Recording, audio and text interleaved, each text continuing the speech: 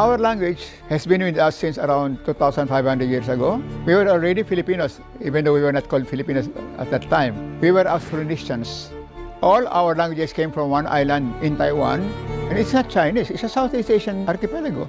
A Southeast Asian place with at least 9 ethnic groups. And one ethnic group there was our ancestors. This ethnic group went down from Taiwan to Batanes, to the rest of Luzon, down to the Visayas, Mindanao, and Indonesia, Malaysia. So the languages of Indonesia and Malaysia came from us. We even brought these languages to the Pacific, Micronesia, Melanesia, Polynesia, as far as Easter Island and Hawaii. And we brought these languages even to the west in Madagascar, Africa. That's why if you go to Madagascar, Africa, they speak a language similar to Ilocano, Tagalog, Kapampangan. It's called Malagasy. And that time alone, no, we were already highly relational because our language shaped us. We shape our language, and the language in turn shapes us. Filipino languages are the most highly relational of all the Austronesian languages. We have the highest number of conjugations.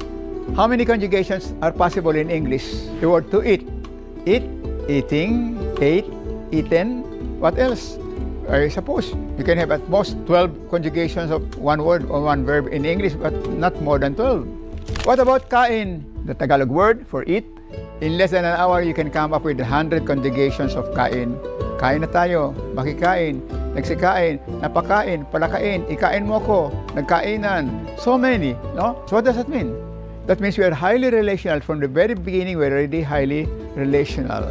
Because every conjugation is a kind of relationship. Magsikain tayo, all of us, let's go together and eat, no? O ikain mo ko, do the eating for me. That's another kind of relation, no? Napakain, well, I was compelled to eat because others were eating. Oh, that's another kind of relation. That's every conjugation is a relationship. Also, another thing, look at our languages. It has very fine nuances for relationships. I don't know of any single word in English that refers to a group action. A verb like magsilabas, magsilabas, all of you go out. O magkainan tayo, together, let's eat.